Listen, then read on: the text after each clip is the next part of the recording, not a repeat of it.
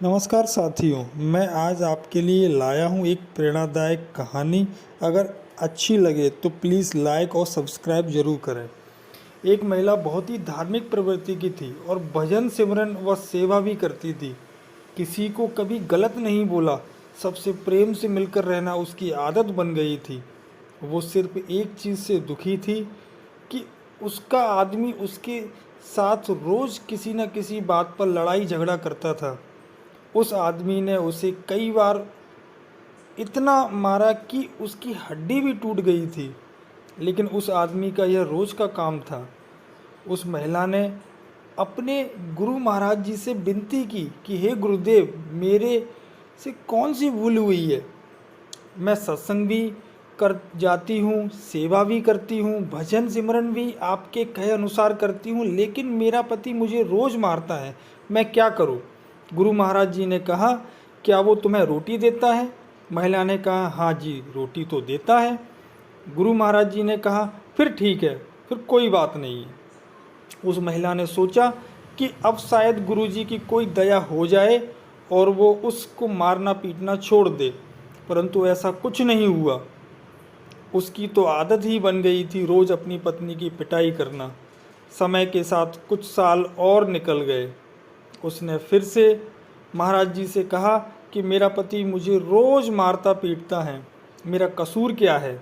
गुरु महाराज ने फिर कहा, क्या वो तुम्हें रोटी देता है। उस महिला ने कहा, हाँ जी, रोटी तो देता है।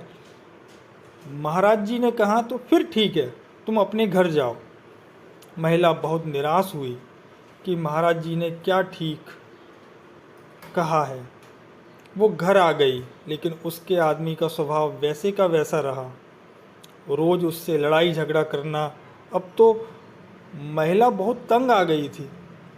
कुछ एक साल गुजरे, फिर गुरु महाराज जी के पास गई और बोली, वो मुझे अभी भी मारता है, मेरी हाथ की हड्डी भी टूट गई है, मेरा कसूर क्या है।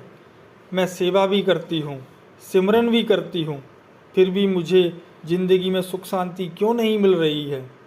गुरु महाराज जी ने फिर कहा, वो तुझे रोटी देता है। उसने कहा, हाँ, रोटी तो देता है। महाराज जी ने कहा, फिर ठीक है। परंतु इस बार महिला ज़ोर ज़ोर से रोने लगी और बोली कि महाराज जी, मुझे मेरा कसूर तो बताओ, मैंने कभी किसी का बुरा नहीं किया, फिर मेरे साथ ऐसा बर्ताव क्यों हो रहा है।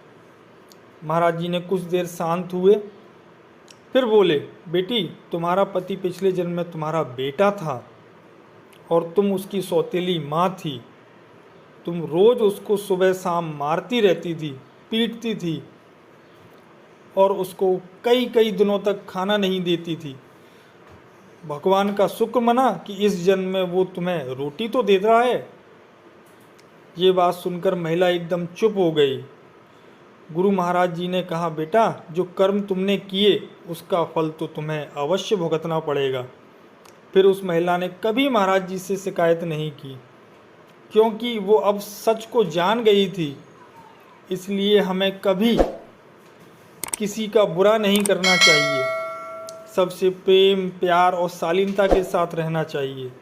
हमारी ज़िंदगी में जो कुछ भी हो रहा है वह सब हमारे कर्मों का लेखा जोखा है, जिसका हिसाब किताब तो हमें देना ही पड़ेगा, आज नहीं तो कल।